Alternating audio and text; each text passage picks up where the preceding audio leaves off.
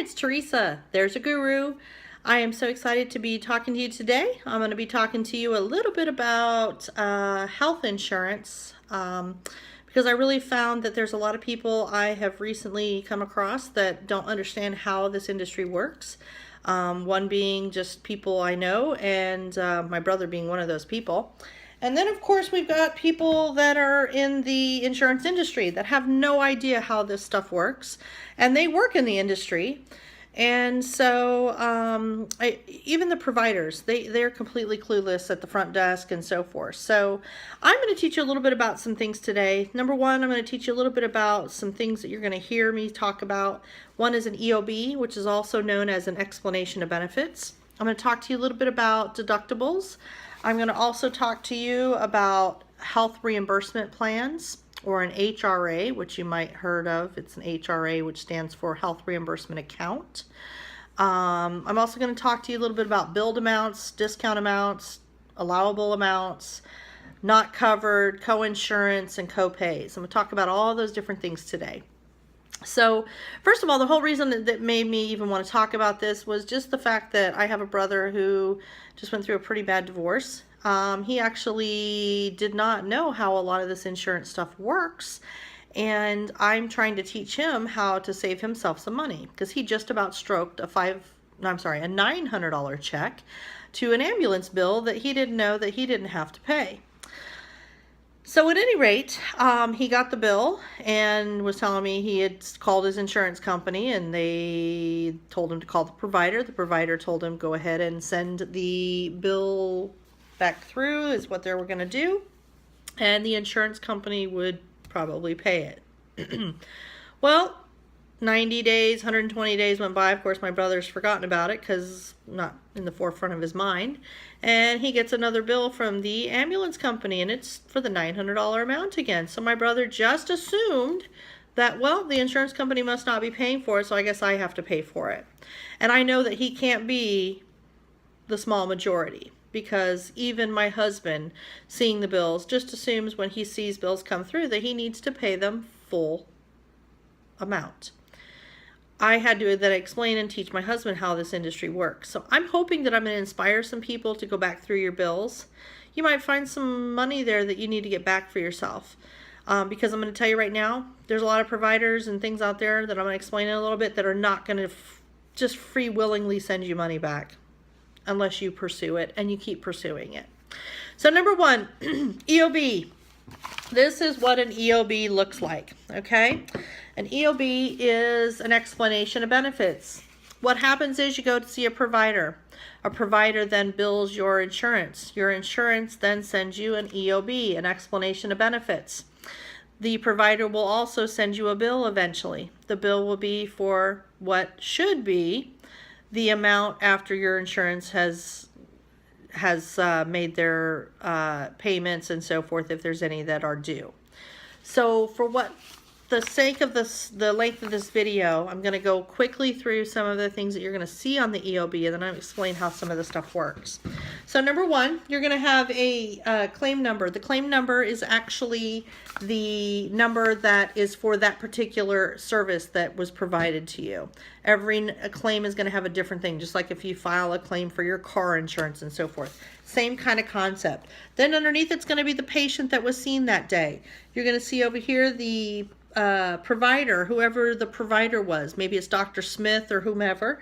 Then you're going to see the employee or the enrollee.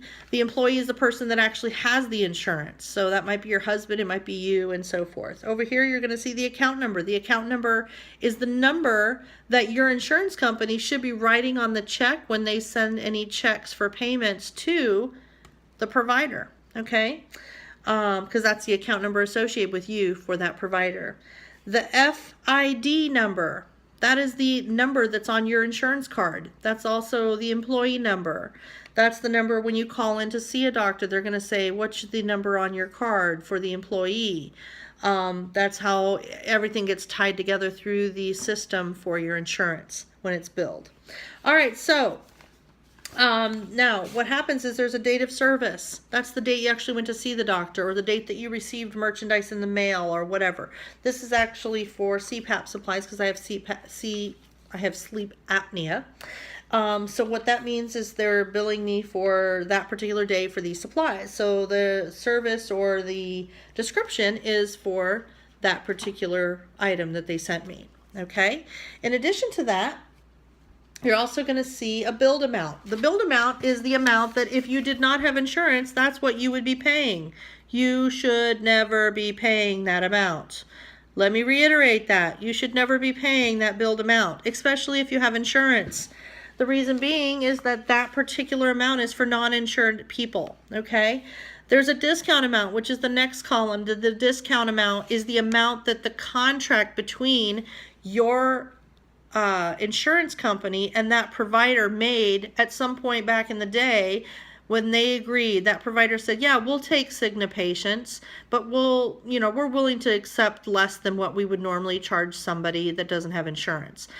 Let's say it's normally a fee that's $100 and they say, well, we're willing to take $40 for that instead of the $100. So we will do what's called a discount amount on their EOB for $60. So that means you might see $100 here, you're going to see a $60 discount here, which means the allowable charge is $40. That would be the amount you would pay if you had no other discounts or health reimbursement plans in place. Okay, so there's a deductible amount. If you have a deductible that has not been met, which most people don't meet it unless you have some really high visits to the doctor throughout the year or some surgeries and things like that. Most people don't meet their deductibles because they're very high. But at any rate, the deductible amount should most likely always match the allowable amount. Okay, so those two figures should usually match. And then there's a non-covered amount. That means that they billed for a code. Every single thing that is billed to an insurance company has a code.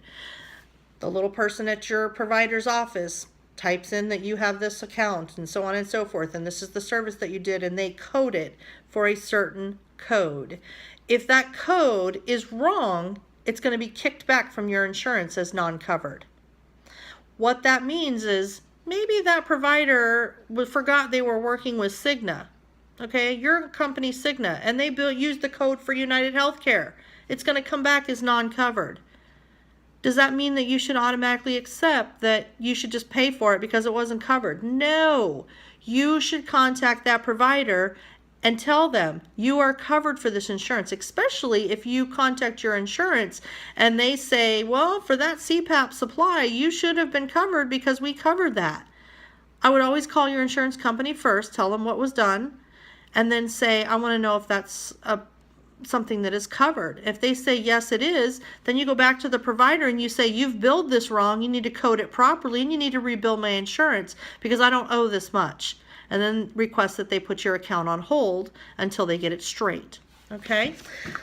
Then what happens is you have a coinsurance amount. What that means is if you have a health reimbursement plan or a health reimbursement account set up, that is money that you might be putting into an account that helps you pay for your medical expenses during the year. It might be $500 you're putting in there during the year, or it might be whatever figure. Okay, everybody's different. It might be something your employer pays. For example, my husband's company, it's a 70-30 split. So they have an account set up that they pay 70% of our charges throughout the year until we've met our entire deductible. We pay 30%. So if it's a $100 bill, my husband's company pays 70, we pay 30. We pay that every single time, that 70-30 split, until the deductible is met. Once the deductible's met, we pay zero out of pocket, the company pays zero out of pocket for their health reimbursement plan. A lot of times companies will reduce the cost of what they pay out of pocket to insurance companies by creating higher deductibles for you and paying parts of your deductible out of pocket. It's cheaper for them to do it that way. I would highly encourage you to discuss that with your person whoever sets those plans up, because it's not a really smart option not to do that. They're going to pay less out of pocket every single month for having a higher deductible for you. And if they just offer to pay part of that deductible for you, what if you never go to the doctor? There's a lot of people like my husband who never goes to the doctor. So why not insure somebody like that with a higher deductible, less out of pocket for the company, and less out of pocket for you, because they're going to pay for anything that you might go. If you even go to the doctor, they're going to pay a certain percentage. Like my husband's paying, the company's paying 70%. It's smart business. I don't know why all companies aren't doing it that way. At any rate, the coinsurance amount is going to be the amount that's coming out of your health reimbursement. So let's say that $100 was the original bill, $60 is the discount, for example. Obviously, you're not going to see that on this bill, but I'm just giving you for example. $60 is your discount, $40 is the allowable charge, okay?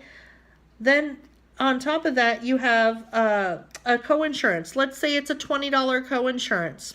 Maybe they pay $20 of it. Then the only out-of-pocket patient responsibility at that point would be $20 to you. Or in my instance, they might pay 70% of that $40, and then we pay the balance of that. So my point being is that you should actually see those numbers across the board here. Now, copays, they are totally different. Copays are something you have to pay regardless. If the company has contracted, not your company, but the provider and the insurance company has contracted for a certain amount that you have to pay up front before you can be seen, $25, $50, for example, a lot of them are hospital bills, might be $150 copay that you have to pay when you first get there. Be prepared for those expenses. It's not something you can get around. It's the way the contract was set up. And then you may still have to pay an allowable charge or less of that, depending on if you have an HRA set up. You can set an HRA up on your own. That's a health reimbursement account that you can set up without being set up through an employer. So keep that in mind. You might want to talk to your CPA about that. They can actually set that up for you. Beware though, there's a lot of health reimbursement accounts that you can set up out there that it's a use it or lose it. If you don't use that money up before the end of the year, you'll lose it. The other thing is a lot of company or a lot of people, what they will do is if they don't use it, they will find something to use it for at the end of the year. So find a reason. If you've been putting off a surgery, get that surgery done, use that money, don't let it go to waste. If you need to get new glasses, get them done at the end of the year so you have new glasses and can use that money up, so on and so forth. It's to help you pay for those expenses, especially if you're in a use it or lose it situation, okay? So that explains a little bit about the health reimbursement plan and so forth. Now, I want you to keep in mind, there are a lot of companies out there that are not going to tell you, oh, you've overpaid us. I have worked with many companies, and I've worked with companies in their accounts receivable department. And what that means is I'm the one that collects the bill from you when you don't pay, and I'm the one that posts the payments to your account. So I've had companies that have forced me to put overpayments into this little side account over here. So when you go and pay that $900 bill up front, and then your insurance company pays a portion of it, they don't willingly send you that money back. They hide that little money over in this little account over here. Or if you've paid them and then find out later that your insurance company should have paid them, they don't run and write you a check right away to get you your money back because they feel sorry for you that you overpaid. That money's then going to be told to you that you need to provide proof of payment, and they'll be happy to research it and get the money back to you, which means 4 to 6 weeks, sometimes longer, because they want to draw a little interest on that now that you've overpaid and now they have to pay you back. So keep that in mind when you have these certain situations like this, because I don't want to see you paying more money than you need to be paying. And I also don't want your providers to be collecting money from money that's yours and that you should be collecting interest on. So I hope this was helpful today. I'll be continuing to have further videos like this, so keep watching. And until we eat again or meet again, may the force be with you. Bye for now.